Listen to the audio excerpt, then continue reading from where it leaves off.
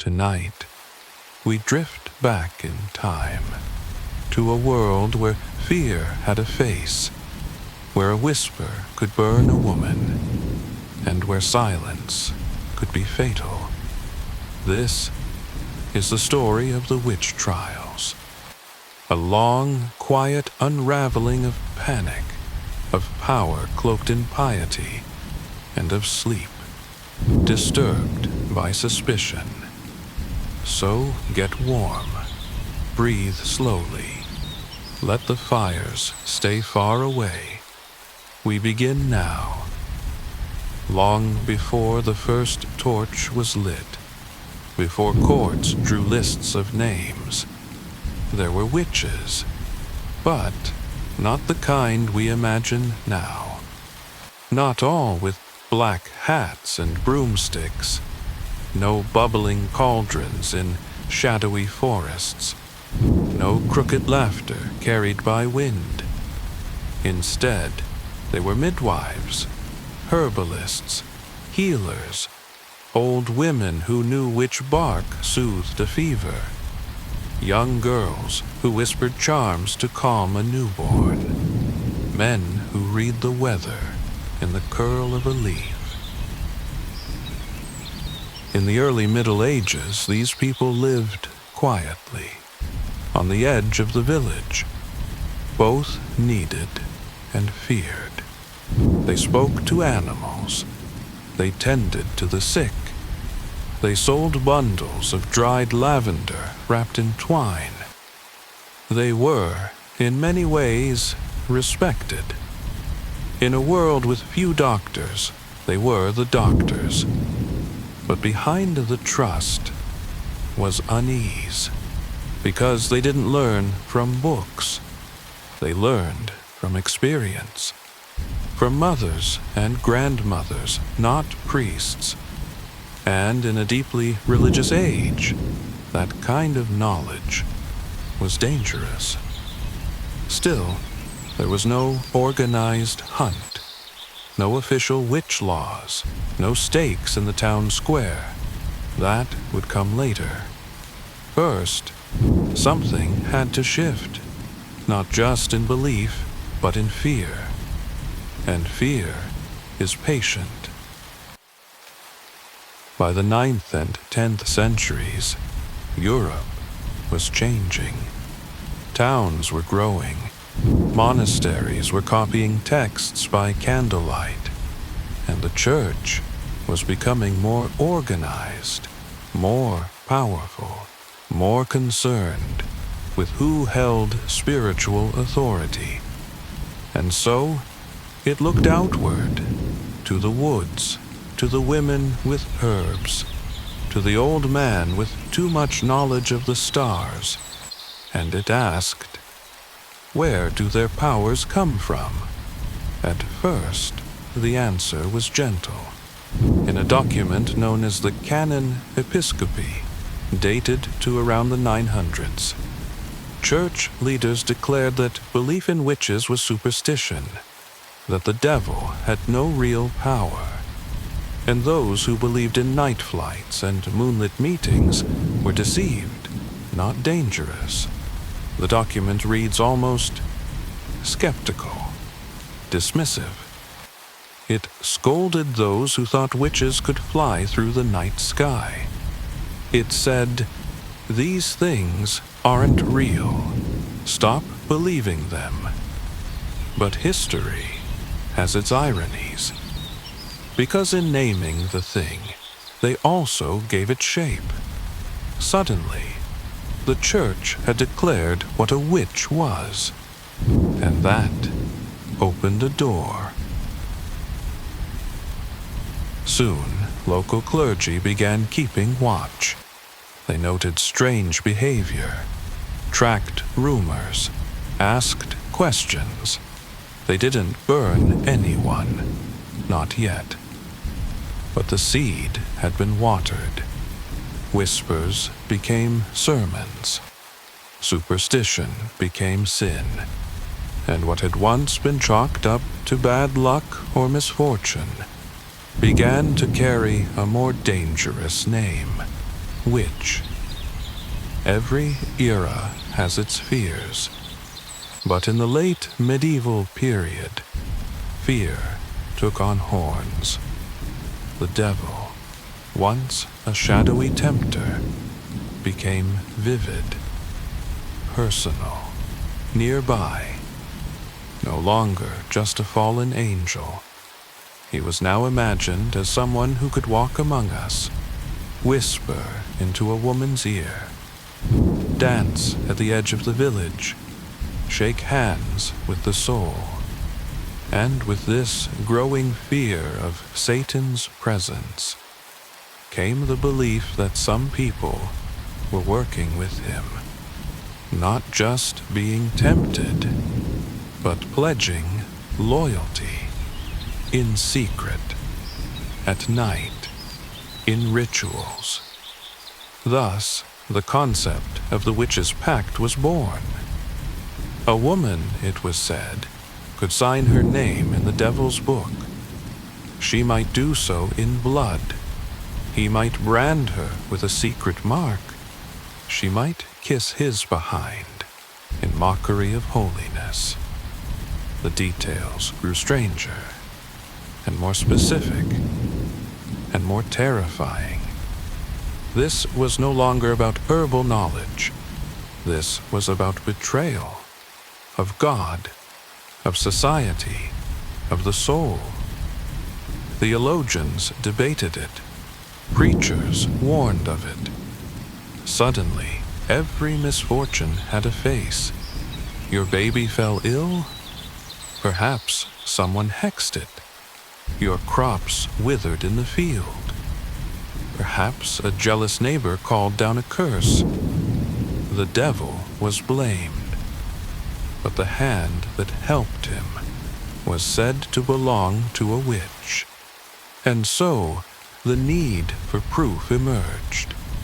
Not proof as we know it today, but signs, symbols, rumors, and soon books were written to help you find them. In 1487, a book was published. It bore a Latin title, sharp and unforgiving, Malleus Maleficarum, the Hammer of Witches. It was not a novel, not a prayer book, not a harmless pamphlet. It was a guide for hunting, for judging, for punishing. Its author, Heinrich Kramer, was a Dominican inquisitor, a man obsessed with rooting out evil, especially in women.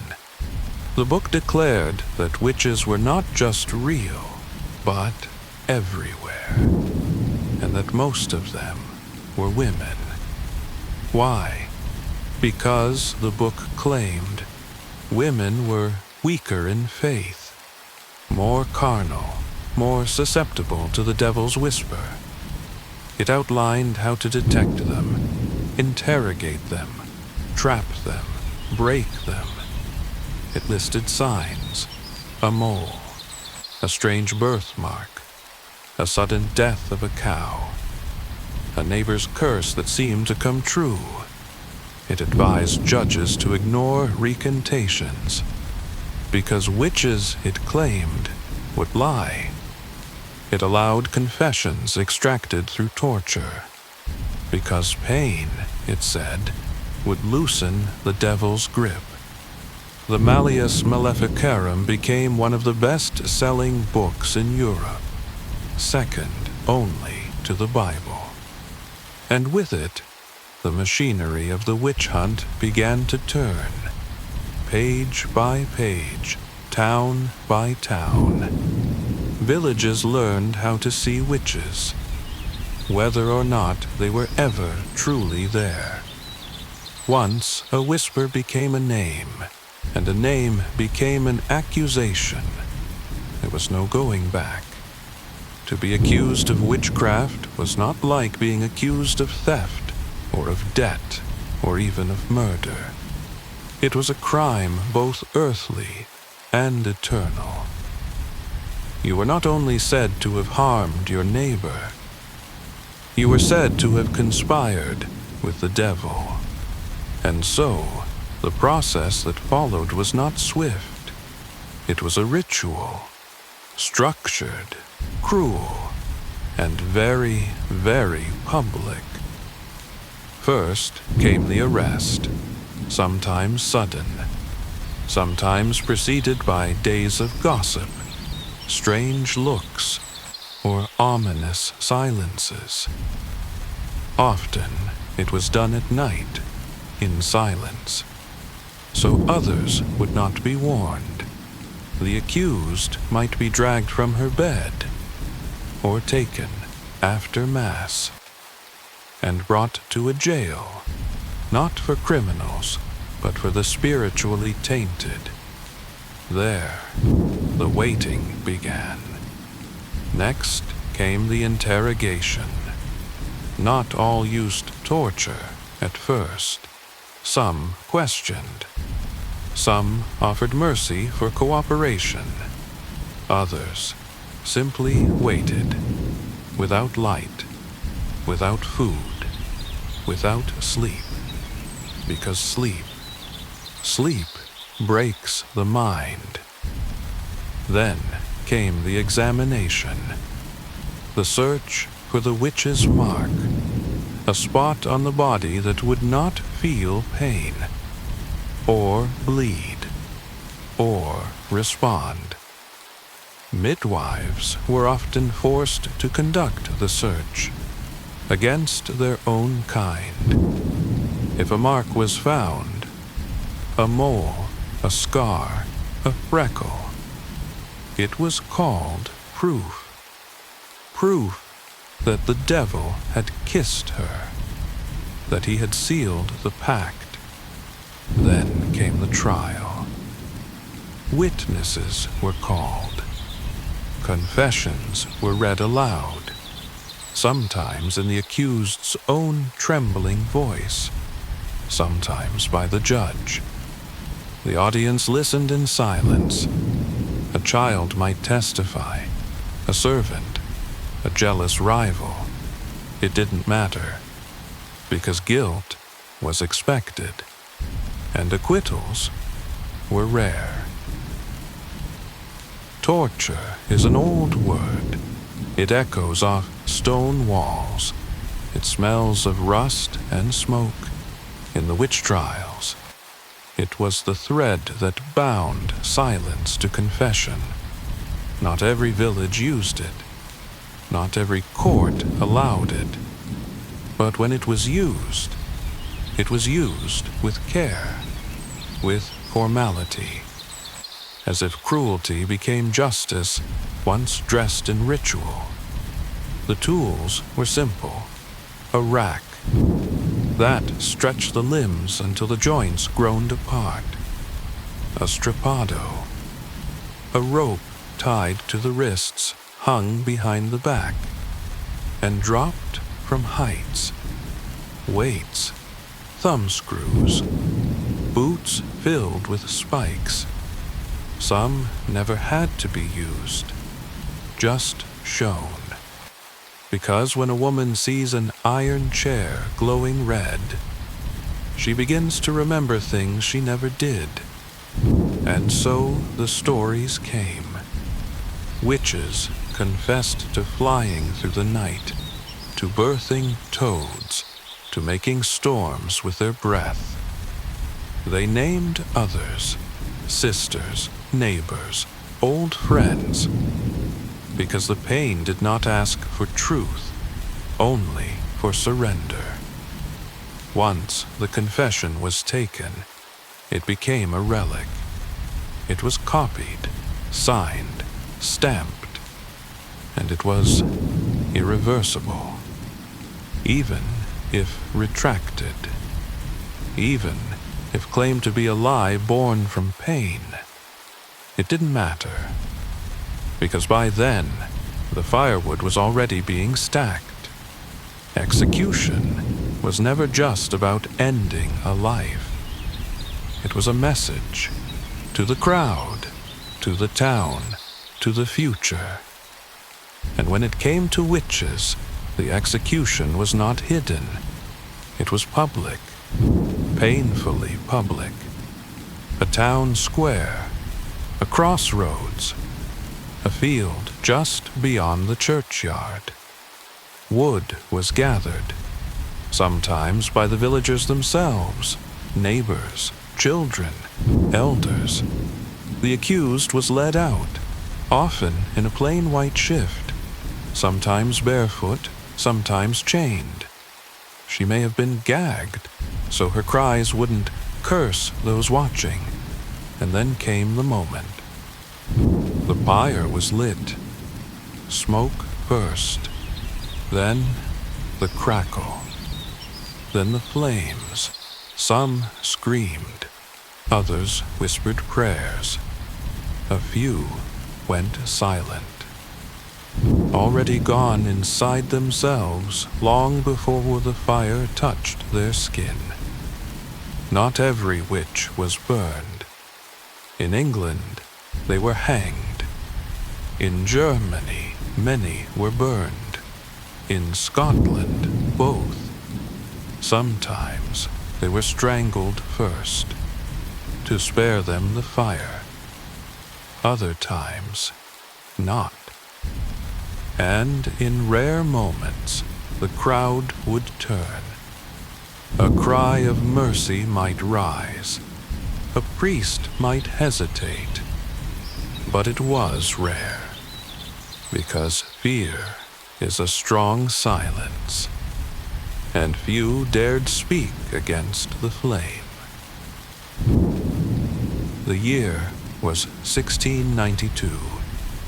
The place, Salem Village, Massachusetts, a settlement nestled in the New World carved from trees and fear, built by Puritans, people who believed the devil was not just real, but watching, waiting, and working in the hearts of the weak.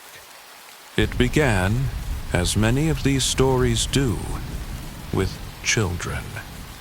Two girls, Betty Paris, aged 9, and her cousin Abigail, just 11.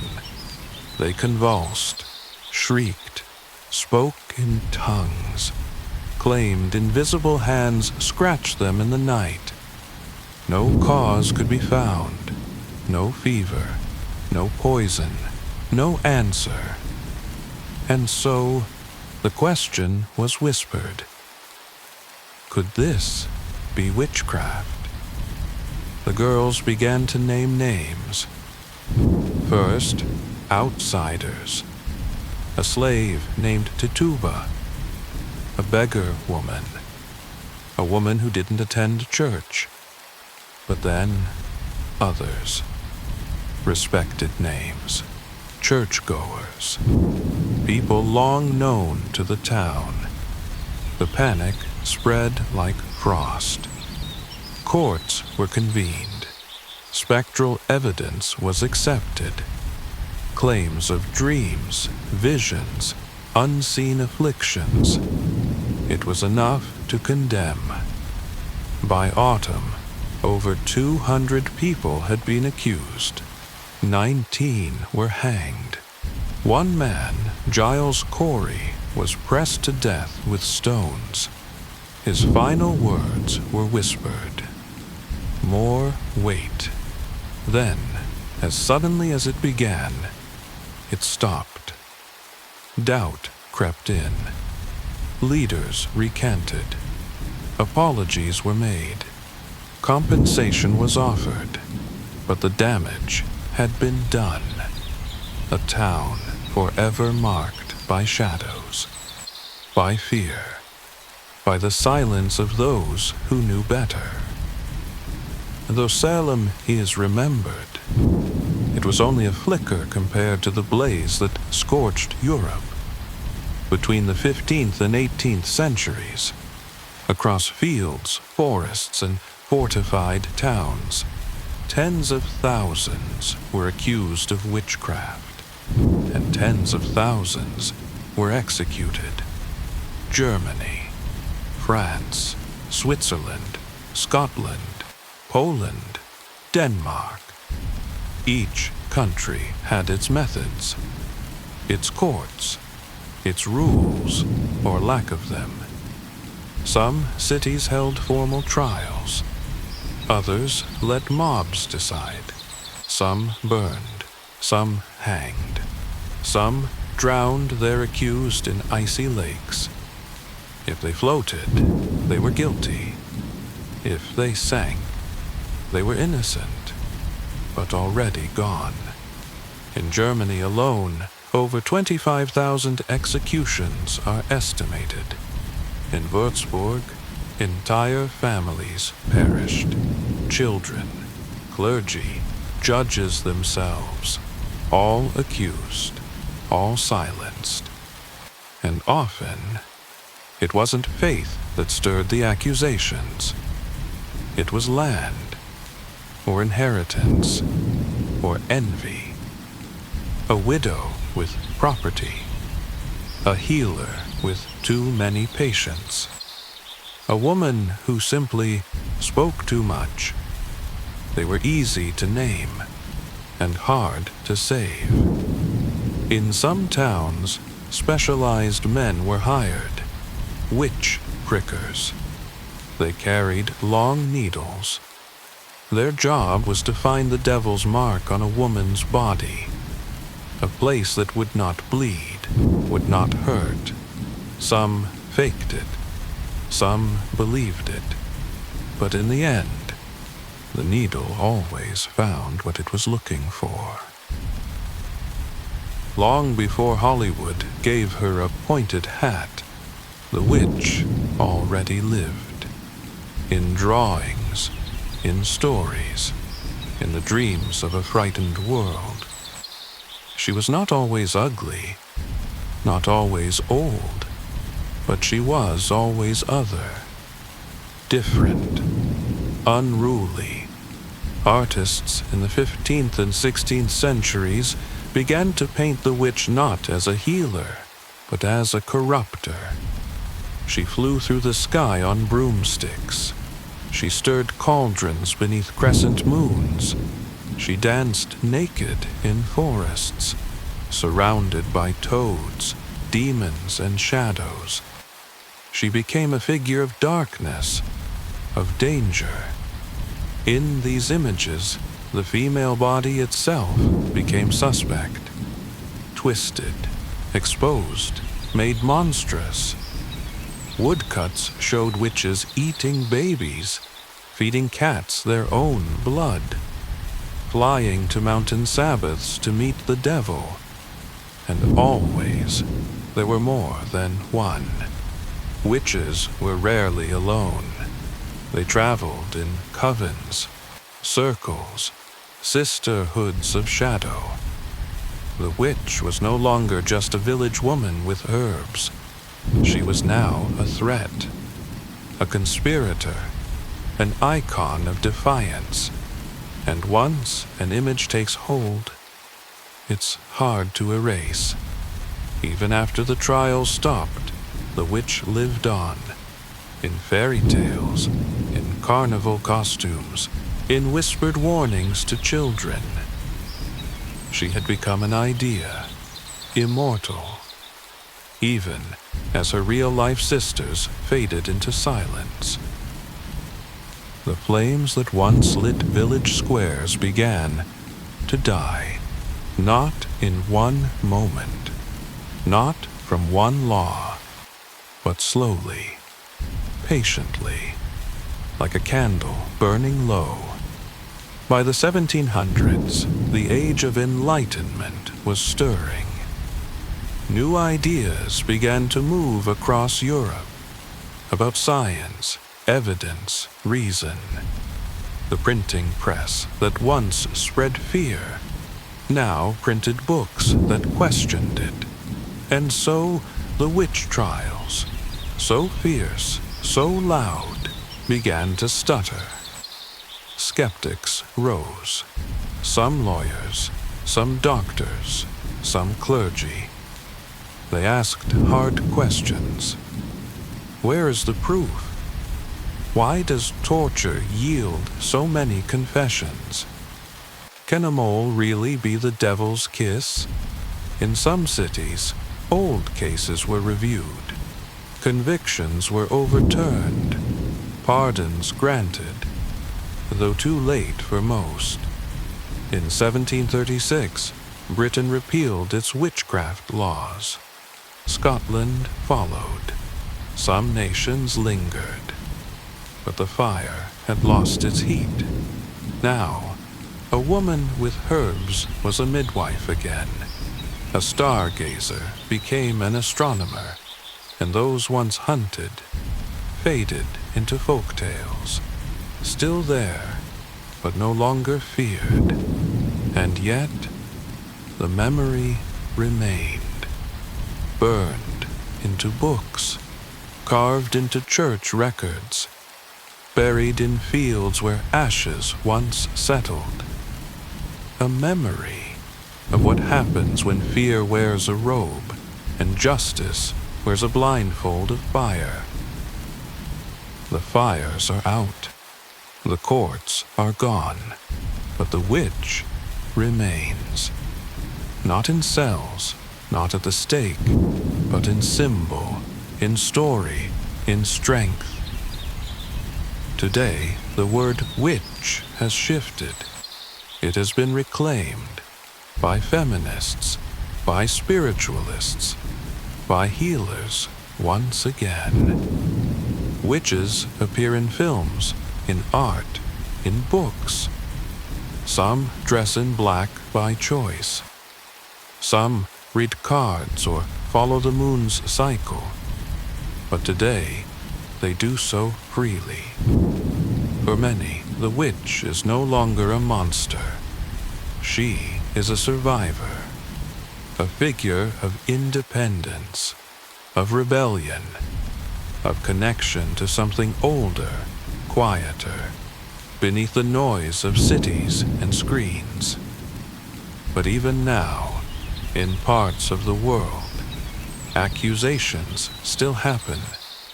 Women beaten, ostracized, killed, not in the name of religion, but in the name of power, control, fear. So while the stakes may be gone, the fire still flickers somewhere. And perhaps the lesson of the witch trials is not about witches at all, but about what people are capable of when fear replaces thought, and when belief abandons compassion. As you lie here now, safe, warm, unaccused, remember this. The world once burned its wise women, once silenced its midwives, once drowned its herbalists, all in the name of righteousness. But that time is gone. Tonight, no one is knocking. No torches, no trials, no ropes, no marks, only moonlight and a blanket and the slow hum of sleep. Breathe in and let go. The witches are resting now, and so can you. Good night, and may your dreams be softer than history.